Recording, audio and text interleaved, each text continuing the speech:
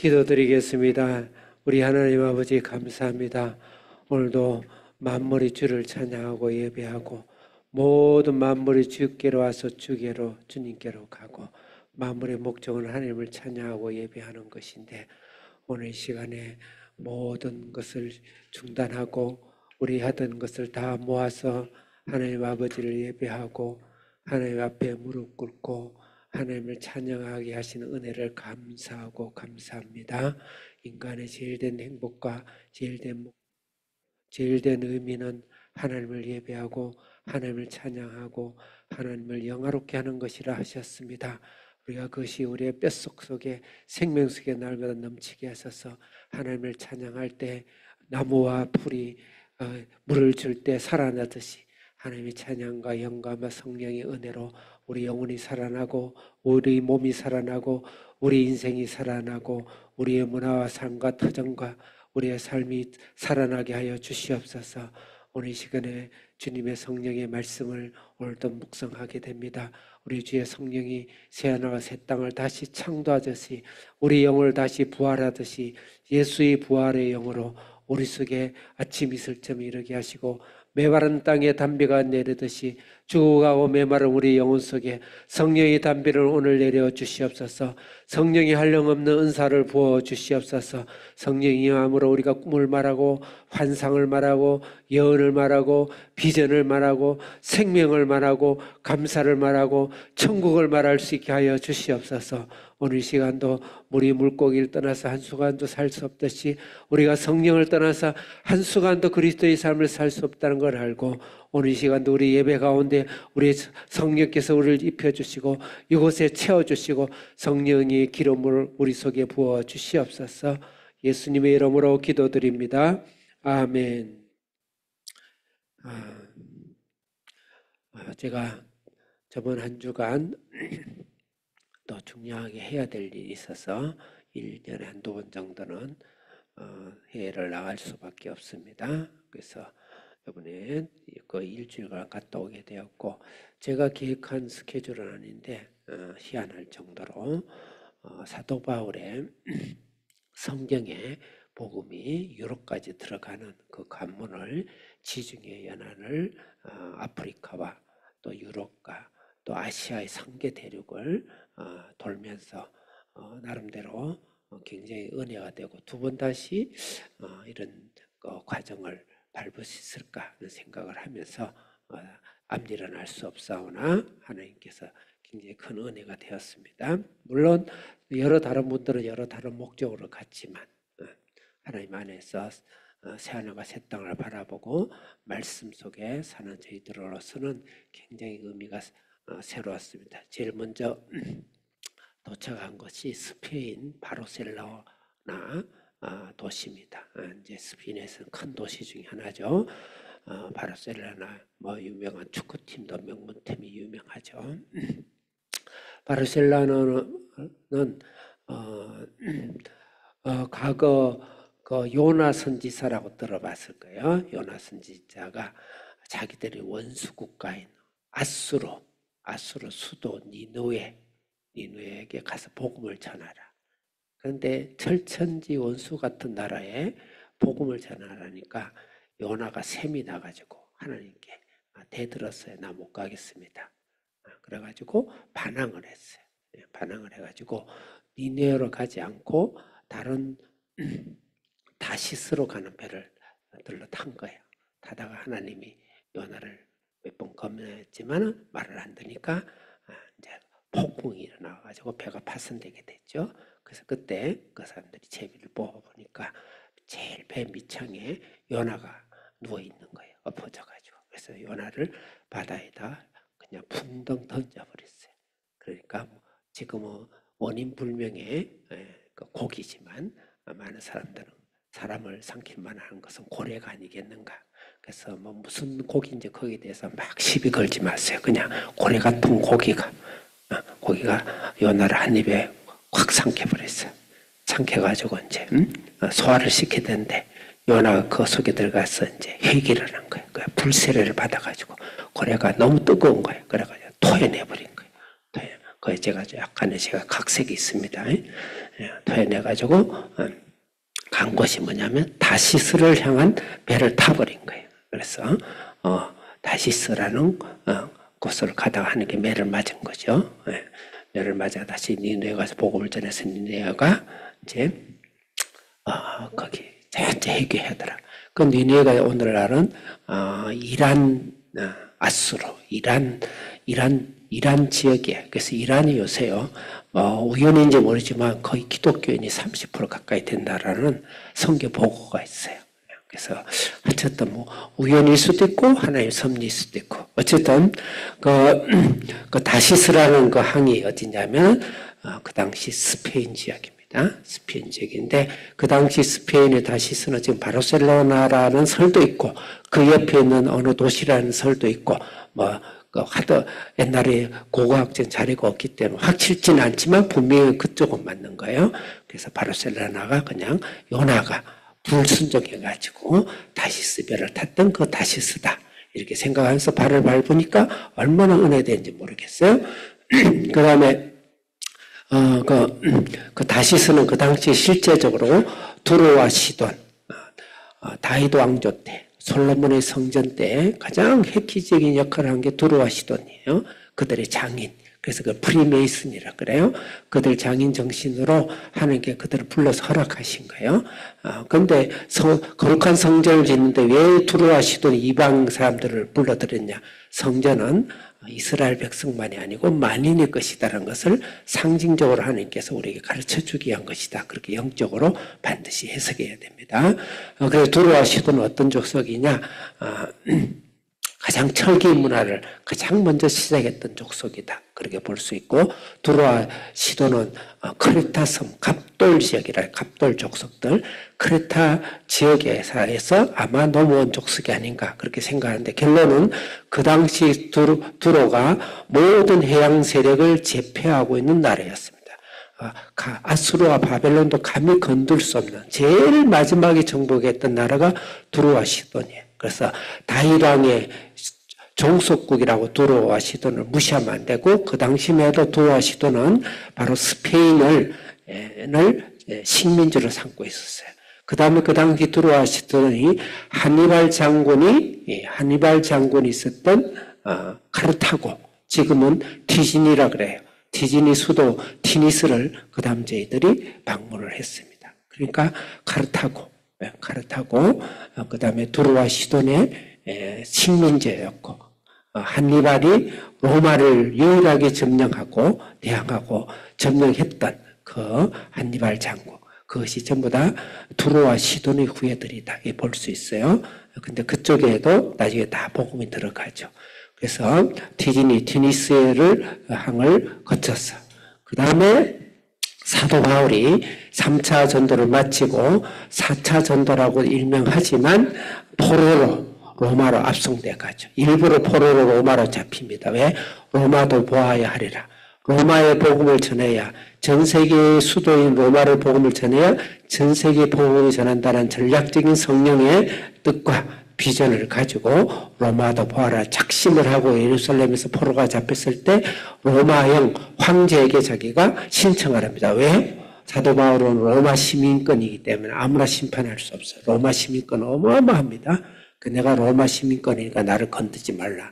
그 총독들이 벌벌벌 떨죠. 베수도가 벌벌벌 떨고 벨릭스가 벌벌벌 떨고 그리고 그 매질했던 로마인들이 벌벌 떨죠. 그 정도로 로마 시민은 대단한 권세예요. 근데 나는 로마 황제에게 재판을 받겠다. 그래서 자청해서 로마로 압송돼 갑니다. 그래서 배를 타고 쭉 가다가 갈리굴라란 뭐예요? 갈리굴라입니까? 갈리굴라라는 태풍을 만나가지고 로마의 바로 앞자리까지 가다가 태풍이 크레타 섬에서 가지 말자고 사도 바울이 성령의 계시를 받았는데 선장 200명이 모여가지고 가자 그래가지고 거기서 파선을 하죠. 파선해서 다 죽게 됐어요. 그런데 하나님 성령이 너희들을 죽이지 않겠다. 그렇게 사도 바울에게 명령을 말씀하셔서 너희들 우리가 죽지는 않는다. 끝까지 사도 바울을 이제 의지하고 전 선원들이 사도 바울을 시킨 대로 그래서 모든 물건을 다 던지고 마지막 성 근처에 가서 헤엄을 쳐서 도착한 것이 멜리데 섬입니다. 멜리데 섬. 멜리데는 원래 성경에 보면 영어는 멜리타라 되어 있고 멜리타라 부르기도 하고 몰타라 부르기도 합니다. 오늘날 몰타 공화국이에요. 전 세계 돈이 가장 많은 사람이 거기서는 법인세가 없어요. 그래서 몰타 공화국에다 갖다 놓으면 안전하고 그다음에 본부를 거기다 두면 또 세금도 안 내고 하기 때문에 사실은 절세 효과로 몰타 공화국이 그것을 먹고 사는 아주 그다음에 은퇴로선 가장 좋은 또 유럽에서 가장 좋은 휴양지, 부자들의 휴양지를 몰타 공화국인데 거기에 원래는 원시민들이 살았던 것이고 사도 바울이 거기에 내리자마자 뱀에 물려가지고 그 뱀은 치명적인 독의 뱀이기 때문에 100% 죽는데 사도 바울이 살아나요. 그러니까 사도 바울은 사람이 아니고 신이다. 그래서 막 신으로 모시려고 할 때 사도 바울이 말리고 숨는 병자를 고치면서 3개월 몰타에서 지냅니다. 그러면서 거기에 가봤더니 지금 개톨릭 별로 기분 좋지 않지만 그 위에 신교가 안 들어가서 그런데 원래는 사도 바울이 전체 복음을 전해서 개톨릭 전통으로 전체가 다 개톨릭 성당. 사도 바울이 내려가지고 내렸던 그 자리에 성당이 있는 것을 우리 최남수 사모가 사진을 찍고 기도하고 참 감격스러웠어요. 사도 바울을 싣고 내린 이곳에서 로마로 들어가서 현재 그 당시는 유럽은 전체 게르만 야만인족의 야만지 식인종 같은 야만족 아주 개걸스럽고 그런 민족이 예수가 들어가고 나서 또 도덕적으로 윤리적으로 또 정신적으로 문화적으로 경제적으로 전 세계를 아우르는 그런 유럽은 전체가 다 기독교 제국이잖아요. 근데 그 기독교가 하나님의 사랑을 잃어버려가지고 잘못된 결과를 오늘 낳았죠. 사실 그래서 지금 기독교가 다 1%, 2%도 안 돼요. 그런데 기독교 문화는 다 갖고 있어요. 개톨릭과 개신교를 통해서. 근데 저희들이 거기 가서 많은 사람들 사는 모습을 일일이 알 수 없지만 보면서 너무너무 마음이 슬펐습니다. 예수님이 전 하나님 나라로 만들어 줬는데도 사람들 속에는 영혼이 없고 예수님이 없고 성경도 없고 껍데기만 붙들고 있고 문화의 틀로 껍질만 매미가 껍질을 벗고 나면 속에서 매미 껍질이 나무에 매달려져 있어요. 실제 매미는 나와서 이제 나무에 따라서 돌아다니는데 매미의 껍질이 나무에 붙어 있듯이 그냥 껍질만 남아있는 그걸 보면서 너무 마음이 아프고 하나님 어찌하시렵니까? 어찌하실 겁니까? 이거 어떻게 해야 됩니까? 이게 무슨 시츄에이션입니까? 이 상황이 무엇입니까? 주님이 곧 오실 겁니까? 더 기다리실 것입니까? 그런 물음표와 마음 아프면서 돌아다녔어요. 그러면서 대한민국을 생각하고 우리 한비전을 생각하고 한국의 교회를 생각하니까 얼마나 행복한지 몰라요. 그나마 예수님이 살아서 꿈틀거리고 예수님을 자꾸 체면해가지고 마취제를 넣어서 예수님을 자꾸 마취를 시키려 하지만 그렇지만 예수님이 끝까지 움직이고 살아있고 한국에 아직까지 꿈틀거리고 있는 살아있는 신앙의 묘미와 향기와 맛을 볼 수 있는 것이 대한민국이 아닌가. 물론 남미와 아프리카 지역에는 굉장히 폭풍처럼 신앙이 일어난다고 하더라고요.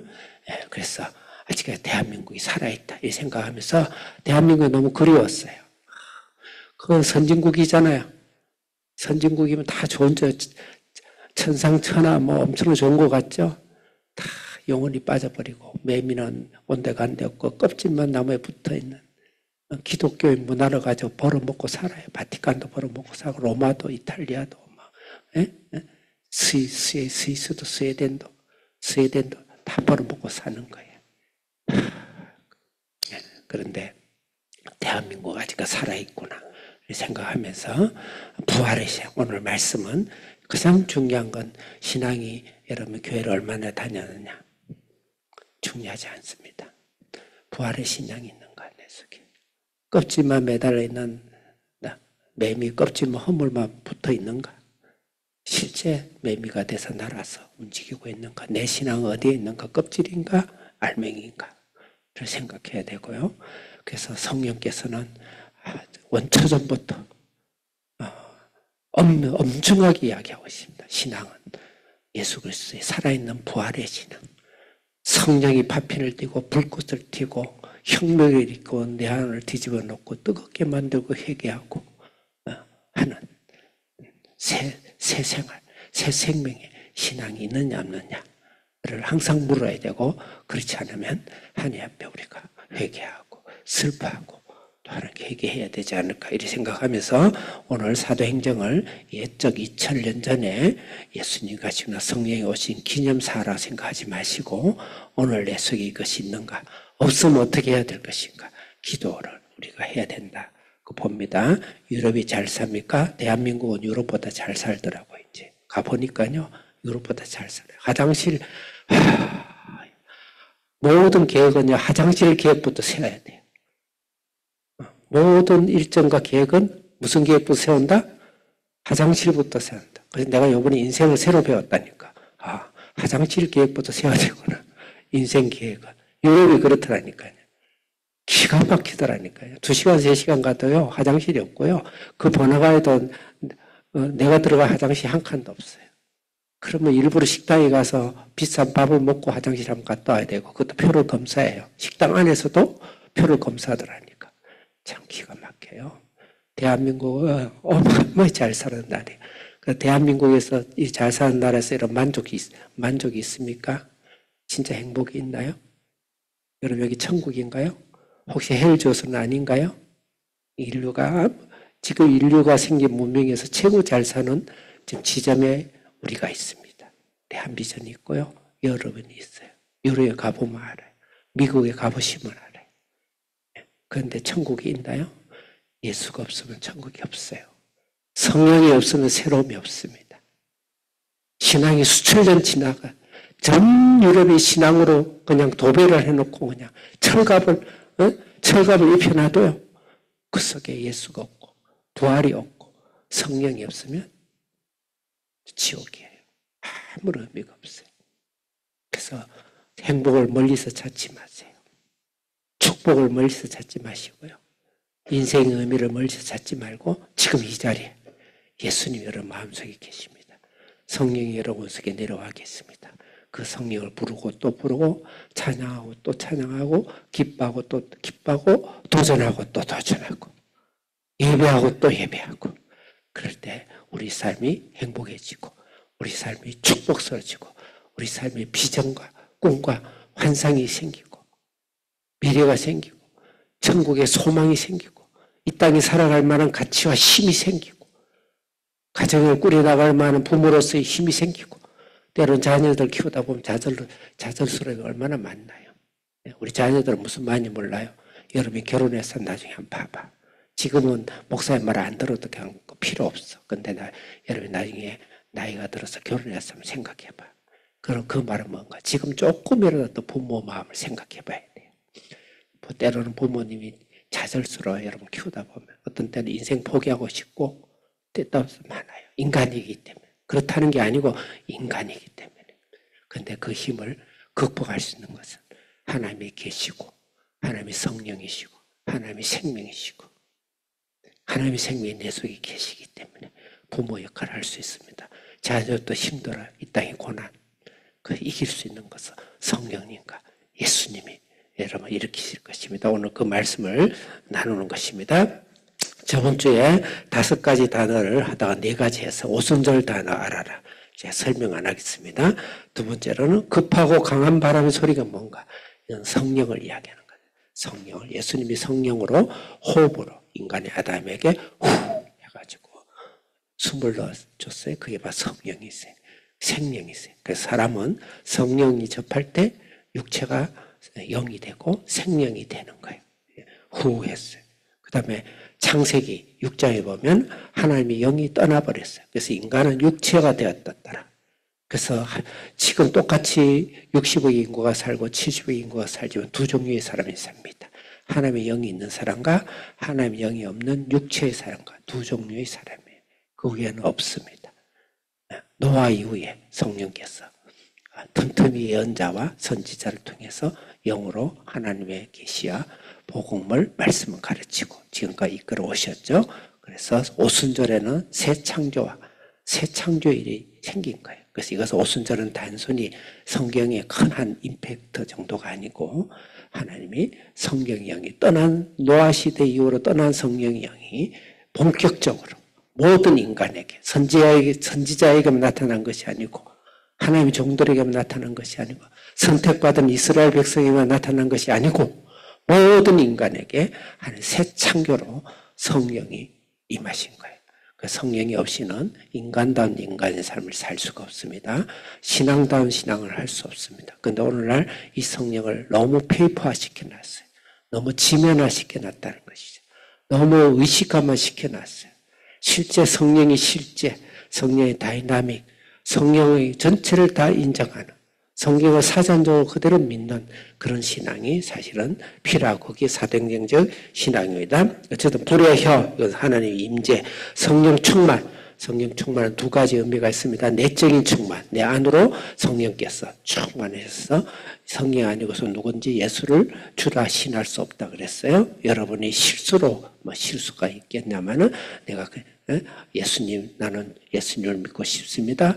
내 죄를 용서해 주셔서 감사합니다. 내 안에 들어오셔서 나를 다스려 주시고 나를 하나님 사람이 원하는 사람으로 만들어 주옵소서. 하나님의 사람으로 만들어 주옵소서. 예수님의 이름으로 기도합니다. 아멘. 그러면 그거는 그 속에 성령이 하셔서 그런 거예요. 성령이 아니고는 절대 장난이라도 예수님을 하나님으로 영접하지 않습니다. 성령이 하시고 그 성령이 내 안에 천국 기쁨과 확신과 변화와 내적인 변화, 내적인 역사를 하십니다. 그와 함께 성령의 은사, 외적인 역사가 있어요. 성령의 외적인 역사는 열매가 아니에요. 그렇지만 안에 있는 내적인 역사를 위해서 반드시 외적인 역사를 받으라는 게 성경인데 오늘날 개신교에서 내적인 역사만 주장하고 외적인 역사는 귀신 따위처럼 또 약간 천박한 정도의 따위로 좀 이야기를 하고 있는데 거기에 큰 실수가 있습니다. 외적인 역사는 열매는 아니에요. 그렇지만 기프트, 선물이라고 그랬어요. 열매를 위해서 때로는 우리가 이벤트도 필요하고 생일날 선물 받는 것도 필요하고 깜짝 이벤트도 필요하고 엄마가 이번에 가면은 너희들 8주 수고했다가 맛있는 것도 사주고 사랑하는 선물도 주고 하면은 힘이 더 생기고 용기가 생기죠. 하나님의 순간순간 매일마다 내가 너희들에게 새로운 선물을 주고 새로운 성령을 입혀줄 테니까 주겠다 해서 외적인 성령의 은사는 같이 있는 거예요. 그걸 빼면 안 돼요. 그걸 빼다 보니까 2000년이 지나서 기독교가 신앙이 다 죽어버린 거예요. 의무만 남고 개념만 남게 되는 거예요. 그래서 두 가지 다 내적 성령 충만과 외적 성령 은사를 두 개 다 인정하자. 성경은 그렇게 이야기하고 있다. 그 말씀입니다. 예, 그래서 성령 충만의 사도행전 2장에 나오는 마가다락교회 성령 충만의 일이 4번이 걸쳐져 나오는데 여러분 찾아보겠습니다. 자, 사도행전 2장 1절에서 4절은 우리가 다 아니까 오순절 사건이니까 다 아니까 똑같은 사건이 8장 펴보시기 바랍니다.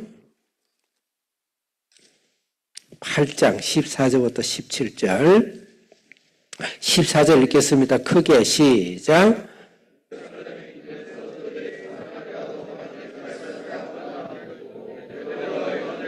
사마리아에서 일입니다. 15절 시작.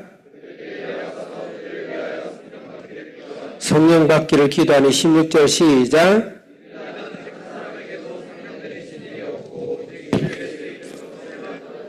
한 사람에도 성령 내리시니 없고 예수를 믿으면 다 성령을 받아요. 다 세례를 받았거든요. 성령을 받은 거예요. 그런데 이것은 외적인 성령을 이야기하는 겁니다. 7절 읽겠습니다. 시작. 예, 사마리아에서 나타난 일이고 이제 가이사라 넘어가겠습니다. 10장 우리 눈으로 다시 한번 확인하자는 거예요. 10장 44절 큰 목소리로 읽겠습니다. 시작. 말을 해도 성령이 내려오신다 그랬어요. 세례로 내적인 성령은 눈에 보이지 않아요. 내려온다는 표현을 하지 않습니다. 임하시고 성령이 임하시죠. 45절 읽겠습니다. 시작.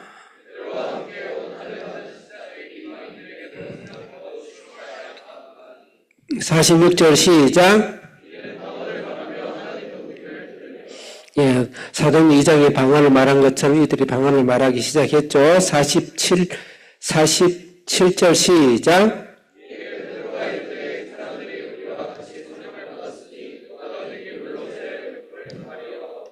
예, 세례를, 물 세례는 우리가 내적 성령으로 구원을 이야기하는 겁니다. 48절 읽겠습니다. 시작.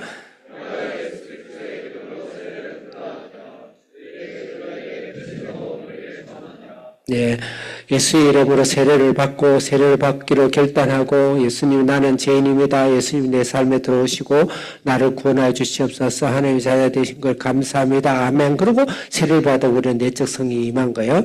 그것과 별개로 성령이 임하였더라. 방언됐더라. 사도행전 2장이 동일하게 나타납니다. 한 군데 또 보겠습니다. 사도행전 19장 예배소에 이제 아시아 쪽으로 넘어갔어요.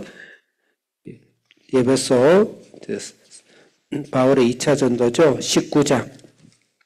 19장 조금 길긴 한데 읽겠습니다. 19장 1절 읽겠어요. 시작.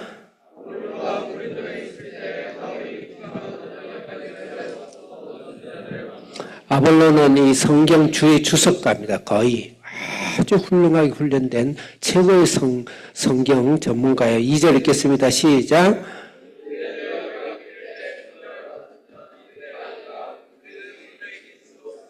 3절 시작. 4절 시작.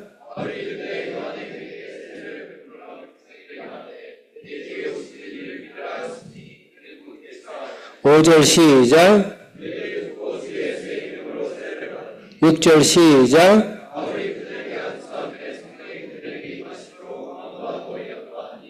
모두 12사람쯤 됐더라. 그래서 성령 세례, 성령 충만의 사자행정 사건은 이 네 번의 연달아 일어나고 고린도전서, 전후서, 모두 서신서에도 나타나고 오늘도 그 사건은 동일하게 일어난다. 성령의 외적 사역은 동일하게 일어난다. 한번 일어난 것을 기념을 한다든지 그때는 특별하기 때문에 성령이 오시는 약간 특징적인 특색이라든지 그것이 아니고 동일하게 오늘도 일어난다. 또 그때 성령이 확 내려가 저수지에 담아놨다 그래서 조금씩 뺏쓴다. 뭐 그것은 그 믿기 나름이겠지만 성경은 동일하게 성령이 임하시고 방언이 임하시고 그 위에 고린도전서는 그 위에 수십 년 후에 쓰인 것인데 끊임없이 성령의 외적 성령 사회가 일어나고 오늘도 성령사역은 동일하게 일어난다. 그래서 성경은 성경으로 문자 그대로 믿는 것이 굉장히 중요합니다. 그래서 성령의 사역은 오늘은 내적인 성령 충만이 더 중요해요. 그 내적인 성령 충만을 위해서 외적인 성령의 은사가 날마다 우리에게 선물로서 우리 속에 있어야 된다. 그래서 날마다 아침에 일어나면 눈 뜨자마자 성령님이여 내 속에 계심을 감사하고 성령님이여 나를 돋우시고 성령의 은사로 성령의 은사 나를 입혀주시고 부어주시고 임하여 주시고 인도하여 주시고 해 주옵소서. 항상 성령을 열망하고 환호하고 그런 삶을 살아야 된다. 그게 사도행정적인 성령 충만입니다. 그 후에 많은 학자들이 성령 충만을 나름대로 해석하는데 다 옳아요. 다 옳지만 완벽하지가 않죠. 사도행정적 완벽한 성령을 우리는 받아야 된다. 그렇게 하나님 말씀하고 있습니다. 자, 그러면 5절 이제 다시 사도행전 2장으로 넘어가겠습니다. 제가 오늘 시간 되는 때까지 말씀을 하겠어요. 2장 5절 6, 8절 읽겠습니다. 8절 시작.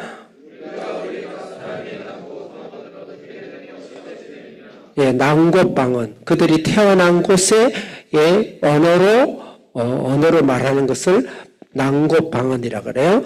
이 난곳 방언을 설명을 해야 됩니다. 우리가 사도행전 2장을 이해하려면 난곳 방언이라는 것은 이 당시 예루살렘에 유대인들만 모여 있었어요. 근데 이때 명절이 돼가지고 전 세계로 흩어진 유대인들이 1년에 한두 차례는 반드시 예루살렘으로 성전 예배를 드리러 온단 말입니다. 그때 6월절이었기 때고 오순절이었기 때문에 전 세계 지금 세보면 몇 개국이죠? 한 14개 지역에서 전 세계에서 모여가지고 있는데 그 사람들이 이 순수 유대인들 그 다음에 주종이 갈릴리 사람, 갈릴리는 가장 천하고 천박하고 신앙도 없고 제일 못 배운 사람들이 모여 사는 대학 졸업장도 별로 없는 그런 사람들. 그 당시의 기준으로 그렇단 말이에요. 근데 그런 사람들이 14개의 국어를, 외국어를 다 말로 하니까, 다 귀에 들리니까 너무 놀란 것이죠. 너무 놀란 것이죠. 그래서 왜 얘들이 우리가 살고 있는 이 외국어를 전혀 알 수가 없을 건데 이 무식한 사람들이 그것도 한두 군데다고 14군데 모두 언어를 다 쓰고 있냐. 그 말이에요.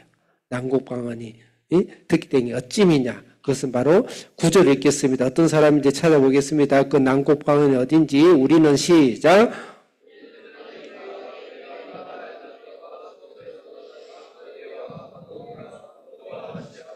10절 시작.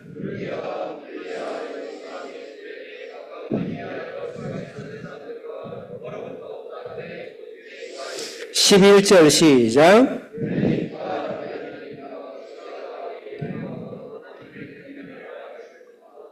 네, 여러분들이 각자 찾아볼 수 있겠지만 이것은 이스라엘을 중심으로 360도 뺑 돌려져 있어요. 전 세계를 의미합니다. 전 세계 언어를 갈릴리 배운 적도 없고 갈릴리 토종들이 한두 개의 언어도 아니고 전 언어를 어떻게 할 수가 있느냐 하면서 엄청나게 놀란 거죠. 그래서 그것이 놀라가지고 비꼬는 사람은 술 취했다. 대낮에 술 취했다. 막 이러면서 대도하는 말을 하게 되는 것이죠. 이게 바로 이 당시 난고방언입니다. 자, 그럼 방언은 두 종류가 있어요. 난고방언, 언어방언이 있고 그 다음에 언어가 내가 나도 모르고 너도 모르는 혹시 통역은사를 받은 사람은 알아듣는 하늘의 말, 그 천사의 말인지 하늘의 말인지 무슨 말인지 성경은 명확하지 않아요. 하늘의 언어라 그랬어요. 하늘의 언어로 방언한 두 종류가 있습니다. 두 종류. 여기서는 난국방언은 언어 방언이에요. 명확한 언어 반응. 그래서 이 언어 반응이기 때문에 이 방언이 아니고 그냥 우리 한비전 학생들이 영어를 한 것이다. 뭐 이런 식으로 해석하는 신학자인데 참 죄송합니다. 참 웃기지도 않아요. 성경을 그렇게 못 봅니까? 아무리 우겨서 이야기하더라도 말이 좀 되게 해야지. 성경 문맥을 보라고 그게. 그래서 그렇다 치고 너무 마음이 아파요. 마음에 모르면 모르겠다. 잘 모르면 그냥 중간지대에 놓고 캐션 해놓고 넘어가야지. 그래서 절대 성령 은사를 터부시한다든지 비하시키지 마세요. 잘 모르고 자신이 없으면 가만히 있으시고 대부분 죄송하냐 다는 아니겠지만 많은 분들이 방언을 무시하는 분들은 방언을 안 받아본 목사들이에요. 받다가 실패했다든지 뭐 실패가 뭔지 모르겠지만 방언을 해도 잘 안 되는 거야. 그럼 결론은 없다. 부터 시작해서 방언을 한 번도 받아보지 않는 사람이 그런 소리를 하는 거예요. 그래서 대부분 그래요. 어쩌면 자기 변호인지도 모르게 다는 아닐 거예요. 다는 아닐 건데 많은 분들이 그래요. 많은 분들 그래요. 그래서 방언을 받아본 사람은 눈이 동그래요. 제가 아주 존경하는 알처토레이께서는 자기가 전에는 할아버지가 방언과 은사를 이야기하니까 그런 것 같은 믿기만 하고 그렇지만 반신반의했대요. 근데 자기가 어느 날 자기 아내와 방언을 받고 나서 막 눈이 동그래진 거예요. 할렐루야 춤을 추고요. 그렇지 성경은 사실이고 진리지. 그러면서 성경이 신앙이 급성장했다잖아요. 우리나라 최고의 제가 말씀드릴 수는 없어요. 우리나라 최고의 그 신학자 중에 한 분이 무슨 교수입니다. 모든 그 제자 아닌 분이 없어요. 그분이 방언을 개혁주의니까 방언을 없다, 지금 없다 무시하다가 은퇴하고 나서 방언을 본인이 받아버렸어요. 너무 놀래가지고 신학교에 가서 자기 회개하고 교정했습니다. 방언은 있다. 성경 그대로다. 그렇게 가르쳤어요. 근데 오늘날도 그렇게 이야기하면 안 되죠. 그래서 난고방언은 언어방언입니다. 저 언어방언 저도 잘 몰라요. 할 때도 있고 안 할 때도 있는데 제가 그동안 장로교라든지 시신이나 복음 선교단체에서 이 은사사역을 워낙 못하게 했기 때문에 한 20, 30년을 제가 묻어두었어. 사실 개발이 안 되기도 하고 사용이 안 되기도 하지만 성령께서 틈틈이 하십니다. 저는 난고방언을 합니다. 10개 정도 방언을 해요. 나도 모르겠어요. 내가 그걸 통역 은사를 안 줘가지고 단 중국어와 일본어는 알겠더라고요. 중국어, 일본어는 알겠고 그다음 아프리카 어느 한 지역하고 러시아어도 하는 것 같고 그런데 나도 몰라요. 모르는데 성령께서 그 중요하지 않아요. 중요하지 않고 또 그것을 예언의 영을 주면 그 통역으로 예언을 주시기도 해요. 그래서 난고방언이다. 그래서 저는 어릴 때부터 받았어요. 대학 다닐 때도 받았고, 지금도 종종 하고. 그 다음에 이제 하늘의 방언이, 하늘의 언어의 방언, 하늘 언어의 방언인데, 이건 고린도전서에 많이 나오죠. 그것도 제가 합니다. 평소에 그런, 기도할 때 제 방언을 해요. 그래서 제 개인적인 경험이 진리는 아니지만 성경이 그렇다. 제가 경험해봐도 그렇다. 중요한 건 성경이 그렇다. 그 이야기를 하는 것입니다. 그래서 혹시 방언을 못한다고 주눅들 필요 없어요. 방언을 못하는 사람도 있습니다. 방언도 은사이기 때문에 팔이 없는, 팔도 있고 머리도 있고 있잖아요. 근데 우리 역할이 팔의 역할을 하는 사람이 있고 머리 역할을 하는 사람이 있고 발 역할을 하는 사람이 있고 발가락 역할을 하는 사람이 있다. 그랬어요. 그 방언도 그 은사 중에 하나이기 때문에 혹시 아무리 기도 방언이 안 나왔다. 그래도 상관없습니다. 노 프로그램입니다. 노프라임인데 사도 바울이 가능한 은사를 사모하라 그랬기 때문에 계속 사모해야 된다. 그 말씀대로 믿으면 되는 거예요. 믿으면 되는 거예요. 그래서 제가 그걸 잠깐 나중에 풀어드리겠습니다. 그래서 여러분들 설교안을 봐주시기 바랍니다. 제가 한 10분만 더 하고 마치겠어요. 자, 설교안 5절부터 13절에 있는 곳에 난곡방언 이야기를 했죠. 난곡방언에 영적인 의미가 있어요. 그래서 특별히 오순절 사도행전 2장의 난곡방언은 특별하게 의미가 있습니다. 그 의미가 어떤 의미가 있는지 창세기 11장 7절에서 8절 한계 선생님 좀 찾아서 올려주세요. 그래서 사도행전 2장의 방언은 그럼에도 불구하고 특별한 의미가 있습니다. 11장 7절 읽겠습니다. 시작.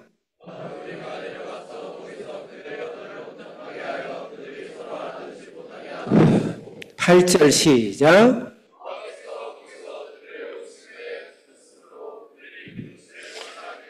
그래서 참고로 자 우리가 내려가자. 우리는 누구죠? 성부, 성자, 성령. 창세기도 우리가 세상을 창조했다 그랬어요. 성부, 성자, 성령. 예수님, 성령님, 하나님. 예수님은 창세 전부터 계셨어요. 바벨론 혼잡할 때 예수님이 내려오셨다 이 말입니다. 그래서 혼잡했다. 바벨론은 인간이 상아탑을 탔고 하늘을 해서 하나님을 도전할 때 인간의 언어를 확 흩어져 버렸어요. 흩어가 통하지 않게 됐습니다. 그 언어를 다시 복원해서 인류를 구원하고자 하는 언어의 통일을 이야기하는 거예요. 다시 말하면 모든 인류를 구원하겠다는 예수님의 계획이죠. 근데 바벨론 탑이 여러 언어를 겪듯이 오늘 지금 14군데의 지역의 언어가 다 들리죠.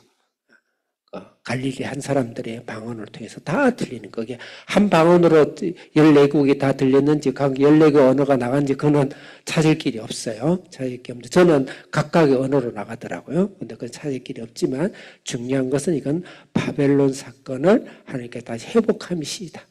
바벨론 그 이후에 바벨론 11장에 그 이후에 12장에 누가 나타나죠? 아브라함의 믿음의 약속입니다.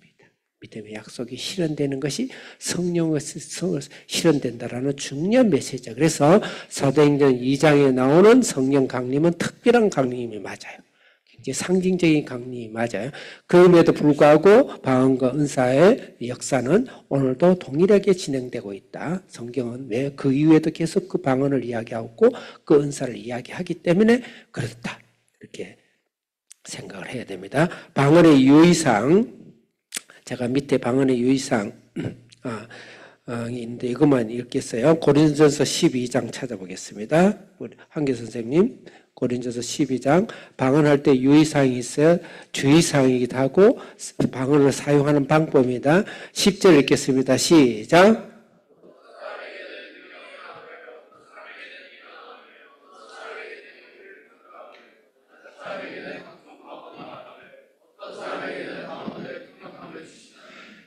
그리고 어떤 사람은 능력, 그러니까 한 개, 두 개씩 각각 달리 은사가 다를 수 있단 말이에요. 그러니까 방언 통역도 방언도 받는 사람이 있고 안 받는 사람이 있다 그 말씀이에요. 11절 시작.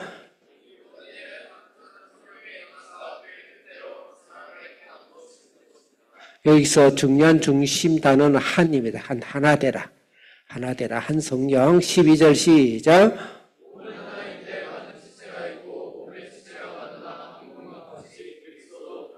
몸은 하나고 그 몸은 한 몸인 그리스도다. 그러니까 모든 방언은 나는 팔의 역할, 나는 다리의 역할, 나는 머리의 역할, 나는 눈의 역할, 나는 귀의 역할 하듯이 은사 각각 사람마다 다르기 때문에 서로 내 방언이 최고다라고 자랑하고 최고다 하고 결정 짓지 말라는 것이죠. 그 방언도 그런 개념을 봤을 때 방언을 못한다고 우리가 성경이 없고 신앙이 없고 그런 건 아니에요. 그런 건 절대 아니에요. 그럼에도 불구하고 고린도전서 14장에 보면 사도 바울은 나는 방언을 많이 한 것을 감사한다. 너희들도 방언을 많이 하길 바란다. 그리고 더 큰 은사를 사모해라. 그랬기 때문에 우리가 그 말씀 그대로 두 가지를 다 받는 것이 중요합니다. 여기서 11절 읽겠습니다. 11절 크게 시작. 미안해요. 2장 11절 시작. 사도행전 2장 11절 본문으로 돌아옵시다. 그레데인과 시작.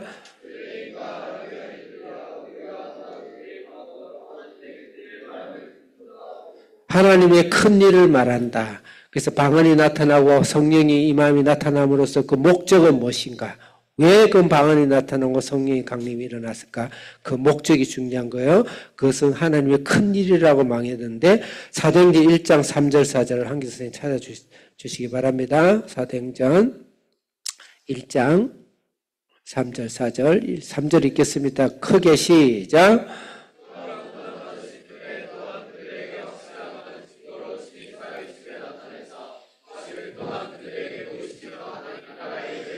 하나님이 살아계셔서 예수님이 40일 동안 보이셔서 하나님 부활이죠. 4절 크게 읽겠습니다. 시작.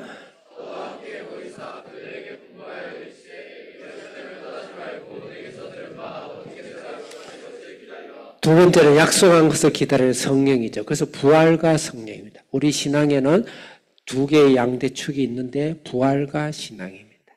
부활과 신앙. 예수 그리스도의 부활의 신앙이 내 속에서 예수님 부활이 내 속에서 춤추고 있는가? 일하고 있는가? 움직이고 있는가? 역동하고 있는가? 성령이 내 안에서 내 밖에서 역동하고 있는가? 두 가지 질문. 예수님이 가장 중요시 여긴 것. 그것을 위해서 예수님께서 일을 행하신 것입니다. 자, 그래서 부활 한 절만 더 찾아보겠습니다. 네. 누가복음 24장 46절 누가복음과 사도행전은 1편과 2편이라고 했죠. 누가복음 마지막 46절 읽겠습니다. 시작.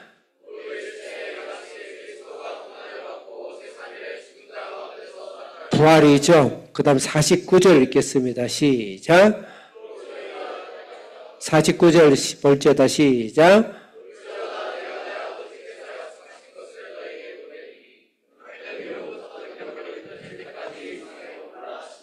네, 성령의 약속이죠. 그래서 부활과 성령입니다. 부활은 그리스도인들의 간판이라든지 휘장이 아니고 부활은 실제 내 삶 속에서 예수님이 새로운 부활의 생명으로 성령과 부활의 생명으로 내 삶을 이끌어가고 있는가? 그 문화를 이끌어가고 있는가? 그 나라를 이끌어가고 있는가? 그 기독교 국가를 이끌어가고 있는가? 매미 껍데기처럼 껍데기만 놔놓고 관광객으로만 수육을 먹고 사는가? 그 속에 예수 그리스도의 부활하신 그 예수님이 40일 동안 다 만져보게 하고 제자들에게 밥도 같이 먹고 벽도 뚫고 다니시고 봐라. 내가 이대로 있다. 이대로 성령으로 같이 내려와서 너희와 함께 하신다. 라는 부활의 신앙이 있는 겁니다. 이거는요, 천지 계획입니다. 그리고 모든 인간은 그 외에 다른 살 길이 없어요. 방법이 없습니다. 노아 때 하나님이 한탄하시면서 예수의 영, 하나님의 영이 떠나고 나서는 인간은 육체가 됐더라. 지금 모든 인류의 문화와 시대와 정신과 이념과 역사는 전부 다 육체입니다. 성령은 달라요. 성령은 참 손해볼 것 같죠? 아무것도 아닌 것 같죠? 성령이 세상을 뒤집어놔요. 세상을 바꿔놓습니다. 여러분이 부하고 싶습니까? 성령과 예수의 부활을 신앙으로 체험하세요. 여러분 건강하고 싶습니까? 성령과 예수 부활로 체험하십시오. 여러분 자녀가 잘 되게 하고 싶습니까? 성령과 예수 부활로 체험하세요. 다른 거 노력하지 마세요. 다른 건 업적으로 따라옵니다. 반드시 따라옵니다. 경제적으로 부흥하고 군사로 부흥하고 나라가 부흥하고 학문으로 부강하고 지식으로 부강하고 모든 것이 부강하게. 유럽을 보세요. 유럽을.